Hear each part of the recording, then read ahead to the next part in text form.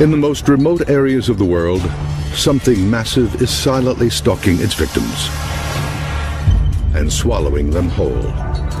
They cut it open, and sure enough, they found the little girl in the stomach of the snake. History supports the existence of snakes larger than anyone imagined. A 30-foot python probably has the ability to open its mouth 2 to 3 feet wide. This would lead you to believe that, yes, it could swallow an adult human being. Now, using the latest technology, science explores the wilderness. Oh, wow, there's a big guy right here, right ahead of us, right there. And uncovers evidence much closer to home. Hold on, there's one. An expedition searches for proof and uncovers some surprises. He's got me. Witnesses around the world report seeing monsters. Are they real or imaginary? Science searches for answers on Monster Quest. This is the Republic of Venezuela. The rugged grasslands here teem with monkeys, giant anteaters, and the world's largest rodents, called capybaras. Lurking beneath the surface of these rivers are ferocious predators, like crocodiles and piranhas. But the people here say something even bigger and more deadly is out there. Legendary, monster-sized anacondas. And they are becoming its prey. He's saying that there was 40 to 50 meters long. He had my whole hand in its mouth. The snake pulled me down to the ground, so I was just trying to get my hand back. The girl was lost. No one could find her. The snake had already swallowed her. Anacondas are some of nature's most vicious predators, equipped with razor-sharp teeth and powerful muscles to crush their prey.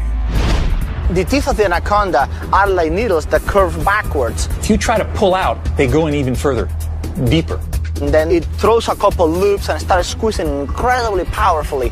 The prey is trying to get its breath, and with every breath, those toils just tighten up even more until cardiac arrest. Here you can see an anaconda making a meal of a capybara. The snake squeezes the animal, then swallows it whole. Eyewitness reports from around the world describe monster snakes reaching nearly 150 feet, or half a football field in length. These giants could be anacondas or pythons, two of the largest snake species in the world. Unlike other snake species, which kill their prey with poisonous venom, pythons and anacondas are constrictors, snakes that squeeze their prey to death. Pythons are native to Asia and Africa, anacondas to South America. No one has ever produced hard evidence of a python or anaconda longer than 30 feet. Monster Quest is sending biologist Jesus Rivas deep into Venezuela to hunt for just such a giant, an anaconda bigger than any found before. He's flown from Caracas, the Venezuelan capital, to the town of Barinas. From here, it's a 3-hour drive into the Llanos. Los Llanos, in Spanish, means plains. It is a 200,000 square mile swath of wild savanna. The largest anacondas I found was about 17, 18 feet long. However, there have been a couple of stories people have told me that refer to a very large snake, probably much larger than anyone that I have caught. And I have no reason to disbelieve this story. The first stop on Rivas's expedition is here, the tiny town of Montecao. It's the final outpost before leaving civilization behind. He's looking for clues from the locals about what they've seen. And he's led to this man. He just told me a story, actually quite remarkable, something that happened to his cousin 35 years ago. The man claims that his 13-year-old cousin had gone down to the local river alone. an anaconda approached. In the water, the snake was all but invisible.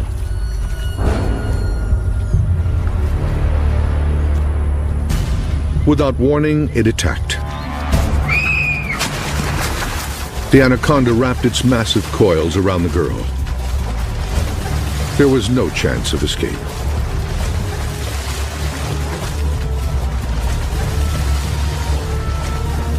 The snake squeezed the girl to death, then proceeded to swallow her whole.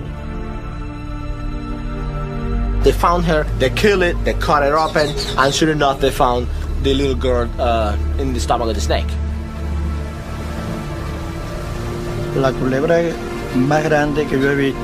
That was the largest snake I had ever seen.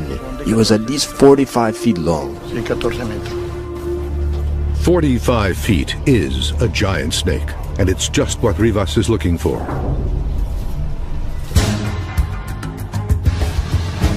From this town, it's an hour's drive to this remote ranch called El Cedral. This will be Rivas's base of operations. Because anacondas can thrive on both land and in water, Rivas has a plan to search both for the elusive giant snake. He's pioneered a low-tech but daring technique to search for these predators, feeling for them with his bare feet. He'll also be armed with motion-triggered cameras and the latest military-grade sonar to help him peer into deeper waters. Existing evidence of giant snakes is sparse. One of the earliest and most famous accounts comes from British explorer Percy Fawcett, who in 1907 says he encountered a 62-foot anaconda in Brazil. Later expeditions came back with fantastic stories of killer snakes. But more recently, this series of photographs surfaced on the internet. They appear to show a man swallowed whole by a giant python. But are these photos hoaxes or real evidence of giant man-eating snakes? Experts will analyze this evidence. If you look at the ribs, they are facing towards the back, and that would be consistent with the snake swallowing towards the tail. The pythons in these photos are native to Asia and Africa, but there could be thousands of them right here in the United States, specifically in the Everglades of South Florida. This will be the site of another Monster Quest expedition. With more than 1.5 million acres of wilderness, this is a perfect hiding place for giant snakes, as seen in these shocking pictures taken in 2005. You can see a 13-foot Burmese python split almost in two after swallowing an alligator whole. On the upper right is the snake's head. On the left, its tail. The alligator's tail protrudes from the snake's ruptured belly. To look at an animal, for instance, like a python feeding on an alligator that it would not find in its normal habitat, shows that the animal would adapt to what's available to it. Snakes' digestive systems are incredible. They can digest almost anything. And evidence suggests that these eating machines are on the move. This is also a Burmese python, and it's invaded this man's suburban Miami backyard. His struggle with it was captured by a local news crew. Fearing for his exotic fish, the owner and a friend jumping into action, trying to pounce on the python, but charming this snake didn't go so well. It was no isolated incident. Just a few days earlier, this python was discovered nearby with a swollen belly.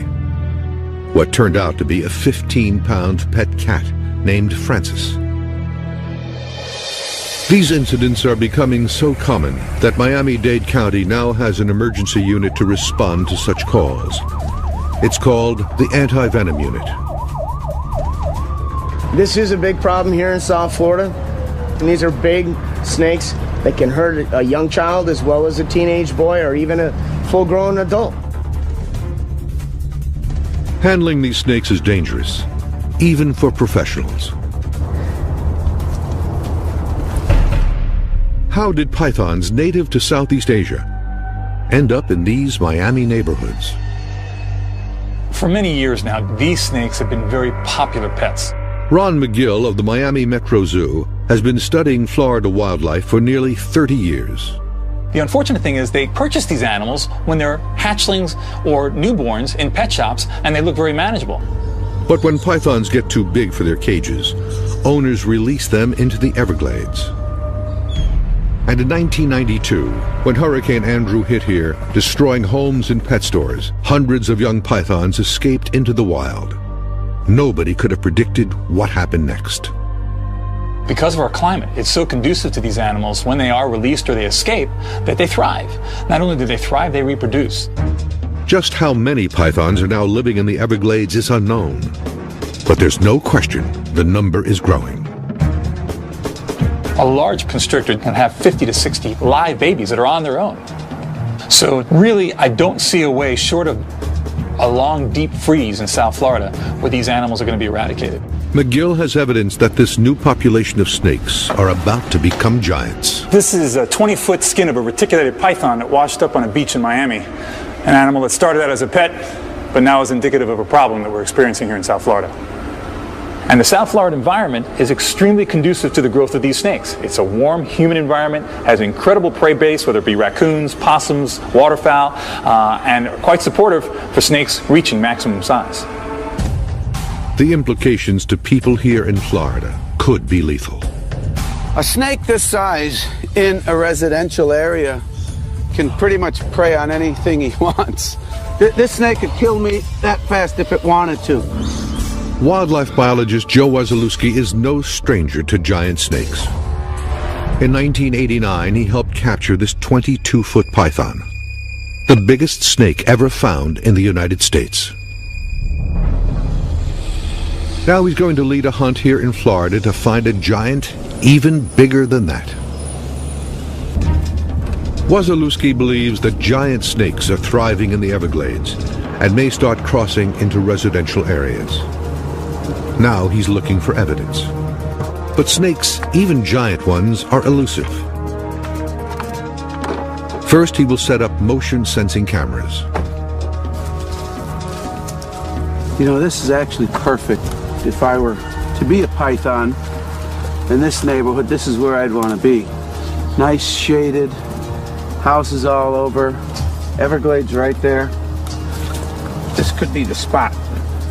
The place he's chosen is the border between the Everglades National Park and the densely populated suburbs south of Miami. They'll be going from point A to point B. And if there's any movement in front of this camera, it will catch it. Now he'll drive along this boundary in search of evidence that full-grown pythons, upwards of 20 feet, are in fact leaving the Everglades and invading these neighborhoods. If the pythons are in the Everglades, it's just a matter of crossing a road to get into these urban areas. Will Wasilewski find the giant snake he's looking for? Yeah, wait, hold on, there's one. In South Florida, there are signs that dozens of neighborhoods around Miami could be under attack from giant killer snakes. Experts point to these photos as evidence. They were taken by a wildlife researcher in the Everglades in 2005. They show a 13-foot Burmese python which appears to have burst open after swallowing a 6-foot alligator whole. Snakes' digestive systems are incredible. They can digest almost anything. People speculating, well, that the python just exploded because the alligator was too big. That's really not the case at all. What most likely happened is that this alligator was swallowed. Either a claw or a tooth or something caused some type of perforation in the python's gut, caused an infection which led to the death of the snake. If pythons are growing large enough to swallow alligators whole, then they could be a threat to people living nearby. A python that gets to any significant size in a place like the Everglades will feed on any warm-blooded mammal of any size that it can kill and swallow. They can adapt, they can branch out, they can be found in suburban areas. A 2007 U.S. Geological Survey reports that as the Earth continues to warm, to California. Joe Wasilewski thinks that's happening already. We really could be on the verge of a real epidemic with these pythons. Just because you don't see them does not necessarily mean they're not here. What it does mean is they're hiding pretty good on us. It's been dry for the last few months, up until a couple nights ago we got some really good rains. And with the rains coming in, it sort of wakes all the wildlife up. Right now is the perfect time to look for pythons. 1,000 miles away in Venezuela, anaconda expert Jesus Rivas is about to begin his search for a giant snake.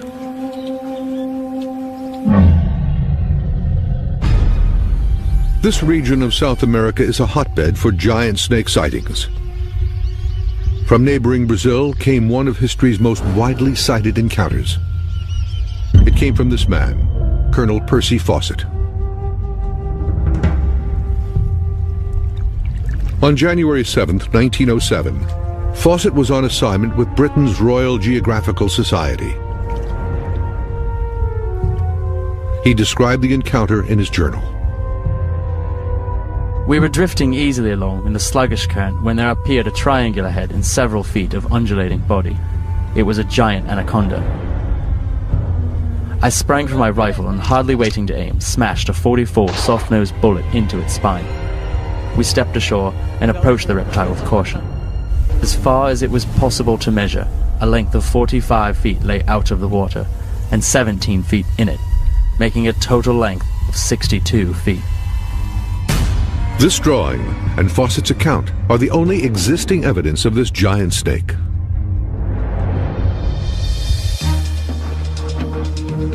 In his search for new evidence, Jesus Rivas will use cutting-edge sonar imaging technology, originally designed for the U.S. Navy to detect suspicious divers in restricted waters. The device is called the DIDSON, or Dual Frequency Identification Sonar. Ed Belcher and his team at Soundmetrics in Seattle, Washington, designed this device. This is an acoustic camera. It uses sound instead of light to generate an image. Rivas will encounter zero visibility conditions in his search for a giant anaconda. This device will be his eyes underwater. Belcher places a brick in the tank and clouds the water to demonstrate the DIDSON's imaging capabilities. To the naked eye, the brick is invisible, but the DIDSON sees it clearly.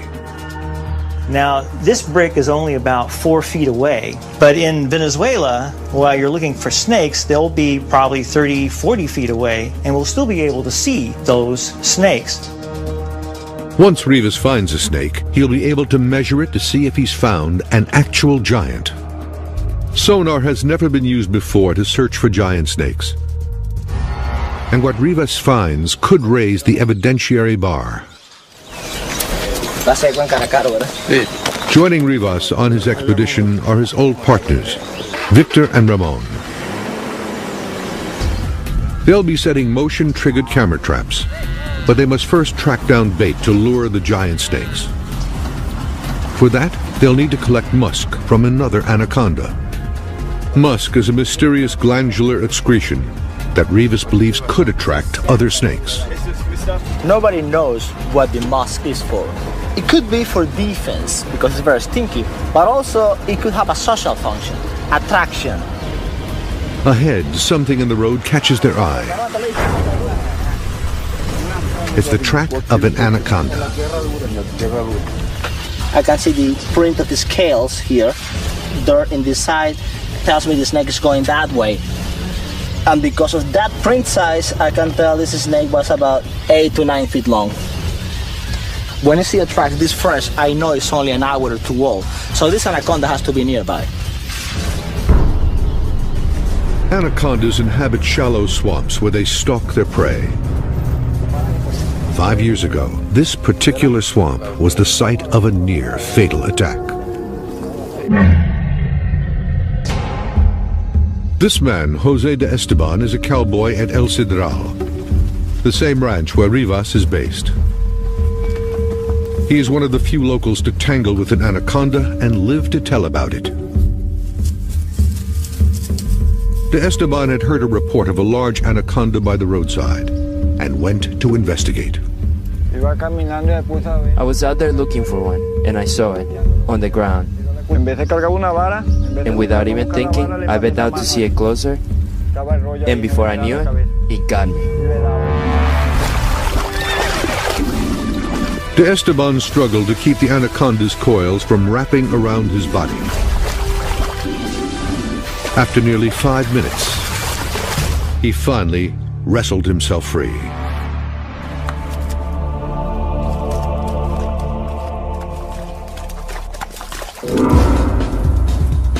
The team begins their search in the same swamp where De Esteban was attacked. They can't see them, but they know that anacondas are here. In their hunt, they use only poles and their bare feet. Rivas's unorthodox methods have earned him the nickname the Barefoot Biologist. As he searches, his only safety net is his instinct and experience. This water is not very deep. If I catch an anaconda in a water that is too deep, she might have the upper hand. I don't want that.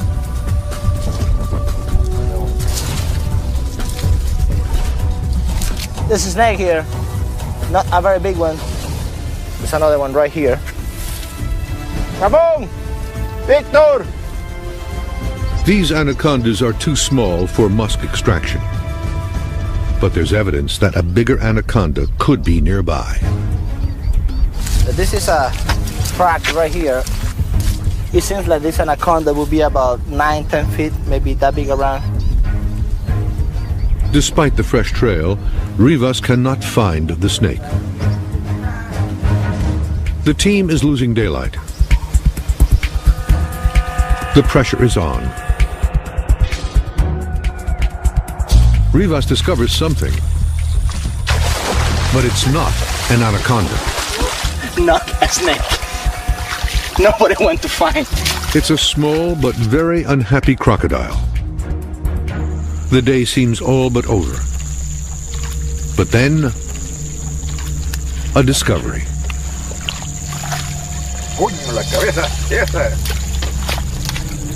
Oh, it's very strong. For a small snake. Now this baby's actually putting the squeeze on my arm now. If it's any harder, I wouldn't be able to withstand it. This feisty anaconda is just right for Rivas to extract its musk. At first light, the team will set the camera traps and test the sonar. I can see how fat he is. And in Florida, a monster quest demonstration goes terribly wrong. He's got me. Snakes have been the object of fascination and worship throughout history. From the pharaoh's tombs of ancient Egypt, to Quetzalcoatl, the feathered serpent god of the Aztecs, to the Naga, a mythical river serpent in the Mekong Delta of Southeast Asia. To millions, snakes are the embodiment of evil and a source of paralyzing fear. That fear is very real in Venezuela and in Florida, where there could be evidence of giant pythons and anacondas. And 2 expeditions are underway to find them. In South Florida, the investigation is tracking escaped pet pythons that have for years been thriving and growing in the seclusion of the Everglades. But there are signs that they're now invading suburban neighborhoods. Captain Ernie Gilson with Miami-Dade's anti-venom unit has seen it firsthand. I've been doing this for 9.5 years, and we're getting more and more of these calls for recoveries every year. We foresee in the future that we will definitely see larger snakes, more calls on these larger constrictors than we have in the past. Come back around. The calls that we are receiving, they are a lot of large constrictors, 7 to 10 to 12 foot long. This year, I expect it to get worse.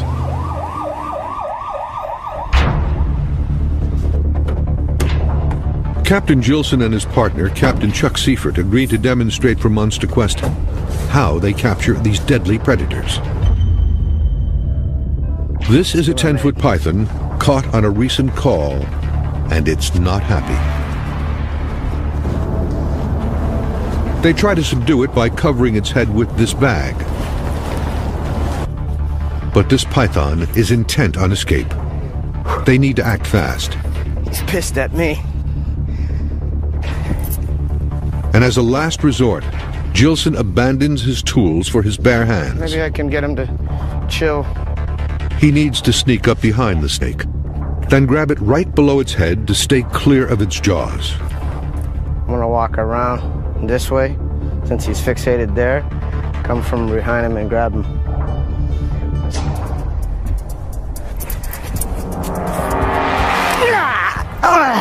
He's got me. The snake bites Gilson, clamping down on his wrist. He has no way to break free. He's got a good hold on me. Can you push it in a little bit? Nope. He's got the vein, dude. The snake is coiling around their bodies. Seifert has to use brute force to pry the jaws open, tearing the skin from Gilson's wrist. Yep. He got me good, dude. Go get it, Ace. Yep. Yeah, it hurts like heck right now. They got real sharp teeth. As I approached him, my mistake was I didn't grab him close enough to his head. When I did grab, I slid back, and he was able to circle around. He came back on me and bit me in the arm. As you can see, they got a full mouth of teeth. He got me with his inner and his outer teeth. As Gilson discovered, a constrictor's jaws are one of nature's deadliest contraptions. Both pythons and anacondas have 6 rows of razor-sharp teeth that curve backwards like 100 individual fishhooks. The more the prey struggles, the deeper the teeth sink into its flesh. This snake was 10 feet long, hardly a giant. But if it was a giant, could it have killed and swallowed Gilson whole? Monster Quest has compiled this photographic evidence from the internet that suggests it could be possible. No one has come forward to say where and when these pictures were taken, but many are convinced that they are evidence of giant man-eating snakes. Now Bob Henderson and Ron McGill analyze this evidence. In looking at this image, if you look at the ribs, they are facing towards the back, and that would be consistent with the snake swallowing from the head being this way towards the tail. As demonstrated here with this python feeding on a dead rabbit, the head is the most compact and manageable part of the body for a snake to get its jaws around. That's why snakes always swallow head first. The same would be true for a human victim. Now, what allows the snake to open its mouth very widely are special bones that it has back here. It's called the quadrate bone. The quadrate bone at the back of the skull allows the jaws of the snake to drop straight down to open unusually wide. Then the separation between the 2 bottom jaw bones allows the mouth to expand even further, to 3 times the width of its own head. But Henderson isn't sure the snake in this photo has swallowed a person. Just based on the size of the person and the fact that it doesn't seem to have any particular bruising or anything like that. Everything looks just very, very much intact for it to have been the victim of a snake attack and to have been ingested by a large snake. A snake swallowing its prey is a slow but violent process. A snake has no limbs to push food into its mouth. Instead, it has rows of curved teeth that move independently, pulling the prey little by little into its stomach. The condition of this body appears inconsistent with that of a snake's victim. While we can't definitively say that it's a forgery, it does give us pause. This photograph, however, seems to tell a different story. Now, this photograph here is more indicative of what I think could easily happen. If this is the shoulder here and the arm here, this would have to be the head. This photo was taken in 1995 by a policeman in Malaysia. He claims it shows a man lying face down with his head in its mouth.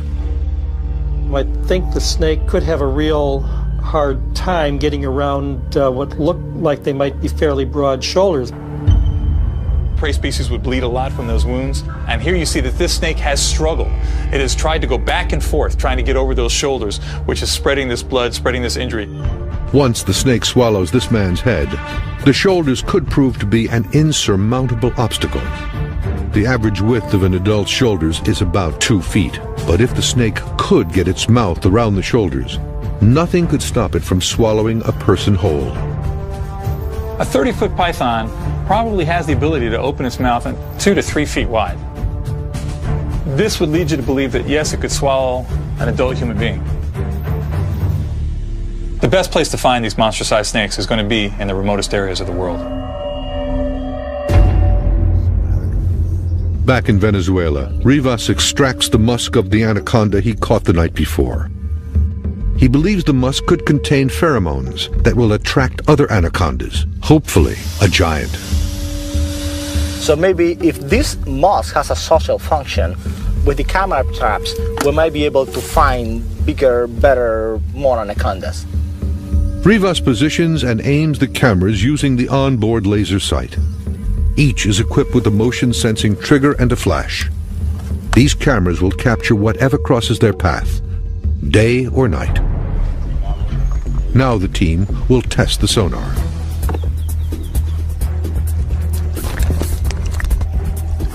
Cool. I can see him. I can see his arms, his feet. I can see how fat he is. Let me measure how fat he is. Almost half a meter. To lose some weight, buddy. After the tests, Rivas heads into the field. This will be the first time such technology has ever been used to hunt for anacondas, and it could lead these researchers to the discovery of a lifetime. The biggest snake Rivas has found here was 17 feet. Could an even bigger anaconda, a giant, be lurking beneath these waters? Ooh, there's something there right in front of us. That looks like a snake. Look, look. Aguántalo, aguántalo. It really looks like a snake down here.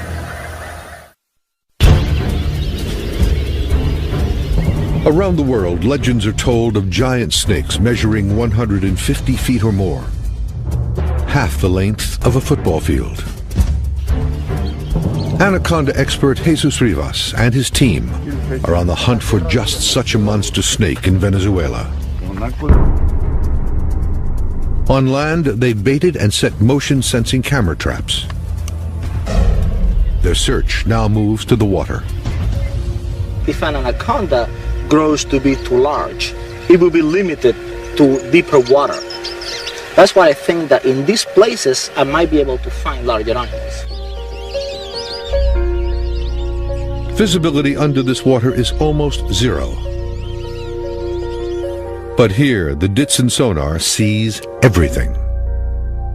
Oh, there's some fishes. A whole bunch of fishes, look. Alright, piranhas. Then something much bigger appears on the sonar. There's some shadow here. And I see the bubbles right in front of me, but I'm trying to see it under the water with the sonar. What Rivas sees is the outline of a crocodile. And it's huge. I can actually measure how big it is. It shows now about 3.5 meters long. That is 14, 15 feet long. Big girl. Rivas continues his search for a giant snake. If he finds one, he may have to jump in to catch it. The water is anywhere, I'm thinking, above my chest. It might not be very wise of me to get into the water. If the water is shallower, then I might try to give it a go. Suddenly, a promising shape appears on the sonar screen. There's something there right in front of us. Ooh, that looks like a snake. Look, look. Echada para atrás un poquito. Rivas abandons the sonar to search for the snake by hand. But he can't feel it. Adelante, Victor. What Rivas saw on the sonar was the dense aquatic vegetation on the river bottom, not a giant snake. The sun is setting, but he is undeterred. Like the sonar, anacondas can see in the dark, and they will remain active throughout the night.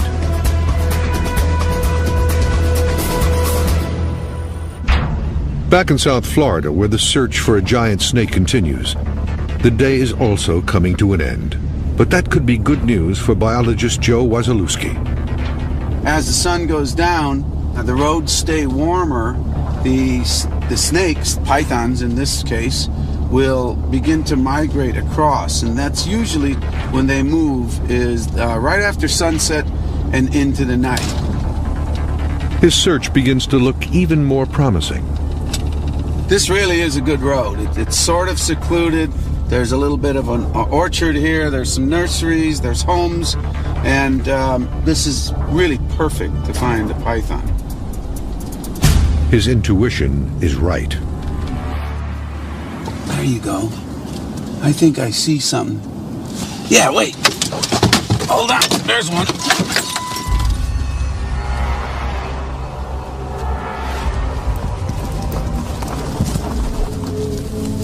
Wasilewski finds a wild python that most likely escaped from the Everglades. Oh yeah, I got it. Well, this one, it's about 8 feet long and about as mean as a python can be. I'll tell you what, if this were one 15, 20, 25 feet in length, there's no way I could get it off. The power of these animals is just absolutely amazing. Out of the Everglades and into this residential area, this python could prove deadly to anybody it encountered. If this one were to coil around someone's neck, this snake could actually choke off your trachea and your esophagus and you could not breathe. Believe it or not, a snake this size. The escalating presence of snakes this size could mean there are even bigger snakes migrating out of the Everglades. The big ones are out there, there's no question about it. But your chances are, if you see a python, it's going to be one around this size, simply because of the numbers game. There's hundreds of this size to 1 or 2 huge ones. We think it's a young population, and in the next few years is when they're going to start getting to these really massive sizes. But could be right now. We could see a big one tonight, tomorrow. A storm rolls in, and the rain puts a halt to Wasilewski's search. But the camera traps he set earlier could provide what he's hoping for: evidence of a giant snake in these neighborhoods. And back in Venezuela, Rivas presses on through the night and is startled by what he sees next. Oh wow, there's a big guy right here. Right ahead of us, right there. Could this be their giant? In the wild plains of Venezuela and in these South Florida suburbs, evidence of giant snakes exists. In Venezuela, this cowboy narrowly escaped with his life. And this man says his 13-year-old cousin was swallowed whole by a 45-foot anaconda. In Florida, escaped pythons are invading neighborhoods, feeding on pets, even taking on the authorities sent to capture them. So far, no one's ever been killed here by one of these escaped pythons. However, these photographs prove they've become giants, large enough to swallow alligators whole. And these photographs, widely circulated on the internet, could be evidence that they are man-eaters. Although they can't be authenticated, experts agree it could have happened. I think if a 30-foot constrictor, an anaconda, a python did exist and it did come across a human being and it was hungry, there'd be nothing that would stop it from swallowing that human being. History is filled with accounts of giant snakes, some over 150 feet in length. Can science now prove the existence of such a snake? In the wilds of Venezuela, motion-sensing cameras are keeping watch on land. And by the light of the full moon, Jesus Rivas continues his search of the waters. Anacondas are very patient animals. If you want to deal with them, you just need to be just as patient as they are. Even in the pitch-black waters, the state-of-the-art sonar sees everything. Rivas is hoping for a glimpse of the snake's distinctive coils. And he gets one. Oh wow, there's a big guy right here. Right ahead of us. Víctor, chequea esta bolita aquí que está aquí. Aquí en el lado. Check this out. This really looks like an anaconda right here. Right in this patch of vegetation. ¿Sientes algo ahí? Is this a giant anaconda? Víctor, aguántate. There's a really big thing right there. That is a big guy. No hay nada, pura bola. But the shape disappears into the dense underwater vegetation. The team combs this section of the river again, Por allá. but can't find the No snake. sientes nada, busca allá. Nada. No hay nada. But there is hope. The sonar has recorded the entire search. And back at the ranch, Rivas can now analyze the footage. He'll also be able to review any still pictures from the motion-sensing cameras. This was seemed like it took a lot of pictures. The memory cards on the cameras are full. But windblown leaves, birds, and capybaras are all that set them off. Not any snake, not any of the things I was looking for. But the sonar images could prove to be promising. There's a mysterious shadow. It looks like a curl about 5 feet across. It would be a big snake, but I can't really make out what it is. A snake 5 feet across would truly be a giant. But what Rivas sees is just an illusion on the river bottom. See, the aquatic vegetation really resembled anacondas. Many times I saw something, and when I checked it out in person, there wasn't anything. Rivas remains convinced the eyewitness reports here are true, and he'll be back to search again. I have heard a few stories that I have no reason to disbelieve, and they all report anacondas significantly larger than what I have caught. So whether they can grow larger, yes, I believe it's possible. I would love to see it. Back in Florida, Joe Wesolowski captured this 8-foot-long python in a residential neighborhood.